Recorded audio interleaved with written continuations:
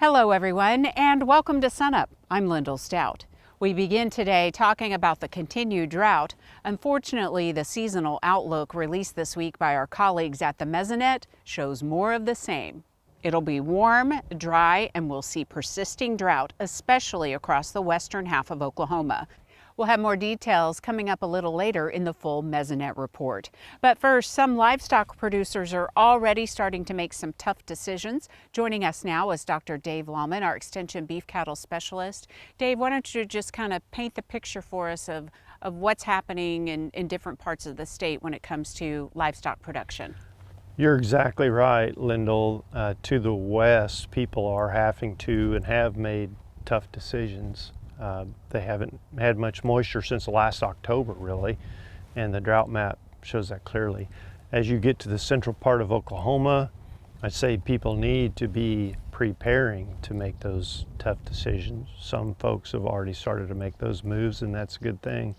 And then you go further east and life is good. I mean, the drought map is green when you get over to Arkansas and, well, eastern tier of Oklahoma County. So there's quite a range in our, in our state. So now's the time to kind of map out your options. So when you do have to make tough decisions, at least there's sort of a blueprint.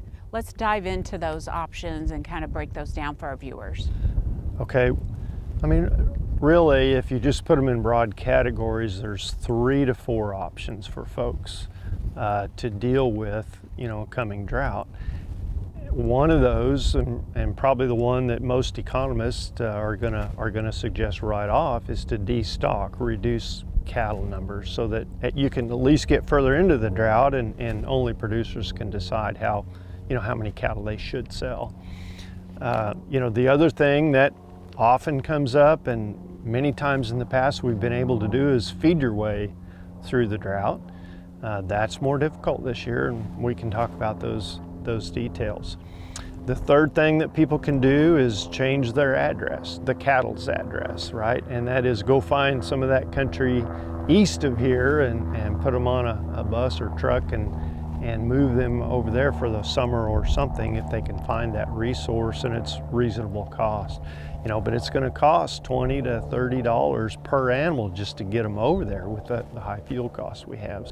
The final thing that we always encourage people to think about during a drought period, but usually this is in the middle of the summer in a spring calving operation, is you'd probably want to wean your calves early, right? Well, we've just ended the calving season for most people, and so weaning calves now is not a real practical option for many of the spring calving operations. Let's talk about what you mentioned, feed your way out of it. Give us a few more details on that and kind of what the picture is this year when you start looking at prices for that feed. Yeah. So it's, it's interesting. Most of the time, drought issues have come up in Oklahoma in the past. We've been able to suggest or recommend limit feeding a concentrate diet, but that's when we had $3.50 to $5 corn.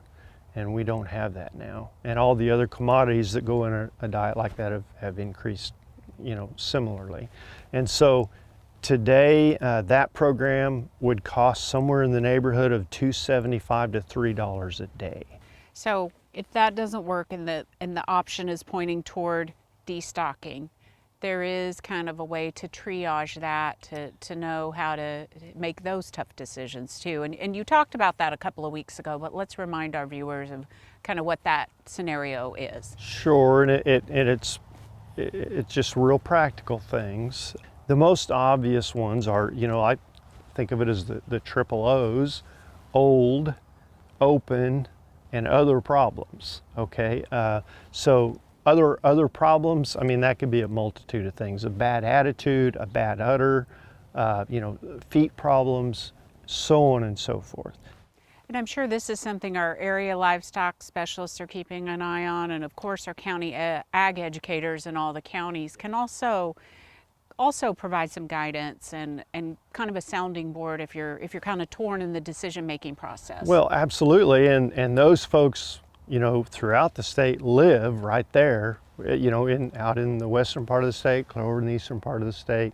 They know what the current conditions are. They know what the current feed prices are in their area, and they can help producers work through those scenarios. Certainly tough decisions on the horizon. We feel for people. I know they're resilient, but it's tough to get through it. But hopefully there will be a light at the end of the tunnel, as we've seen in previous drought situations. Absolutely. I mean, historically, when this has happened, especially to the extent that we're seeing this year, a year, maybe 2 years later, there's been wonderful opportunities for cattle producers. Okay, Dave, thanks a lot. I'm sure we'll see you again soon. And for a link to your local county office, you can always find that on sunup.okstate.edu.